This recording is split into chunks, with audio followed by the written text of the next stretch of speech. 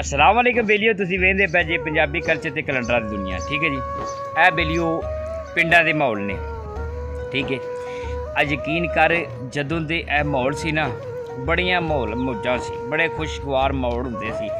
ते क्या माहौल सी, मैं ना यकीन कर माहौलां दे विच माहौल हुंदे सी। ठीक है, सायेदार दरखत थल्ले होना, थल्ले कड़वंजी पई होनी, कड़वंजी दे उत्ते मिट्टी दा घड़ा पिया होना ते उत्ते मग्गा रखिया होना।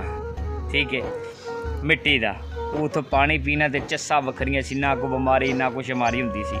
ठीक है, फिर सुनो मिट्टी दी हांडी हुंदी सी ते टाइम थोड़ा जिहा लगदा सी उहनूं गर्म होण ते, लेकिन अजकल दी जनरेशन नवां टाइम अपना छेती मार गई सानूं ते ओह् स्टील दी आ गई जी, 2 मिंटां च गर्म हो जांदी जी। उहनूं कड़कुचू मारदे ने, ओह् मैं स्टील रगड़ींदा आंदा, ओह् अंदरा च लगा जांदा, बमारियां शुरू। उदों ना कोई खादा ना कोई स्प्रेवां ना कोई लैनी ना कोई देनी हुंदी सी। ठीक है जी, आ मिंगना मुंगना ते उरा परा गाबर गुबर मज्झां दा एह् लैके छड्ड देना फसलां दे विच ते अल्लाह अल्लाह खैर सल्ला ते मौजा ते हर चीज़ खालस लभदी सी। हुण हर चीज़ दोगली है, बंदे भी दोगले ने, यकीन कर बंदे भी ऐसे ने, लेकिन दोगले केड़े ने जेह्ड़े तुहाडे काफ़ी नज़दीक ने। ठीक है, हुण बंदा कहंदा यार खलोता क्यों, उहनूं सट्टन नूं फिरदे ने।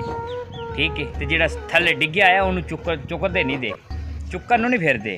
ठीक है, तो बेलियो गल एह है कि एक दूजे दी जिहड़ी ना हैल्प करनी चाहिदी है जिन्नी हो सके बंदे कोलों। ठीक है, ना कि आपदे आप नूं बादशाह समझना चाहिए। चलो छड्डो, तुहानूं दसने अज दी जंतरी 5 हाड़ दी हो गई, अज 5 हाड़ दी 2082 विक्रमी।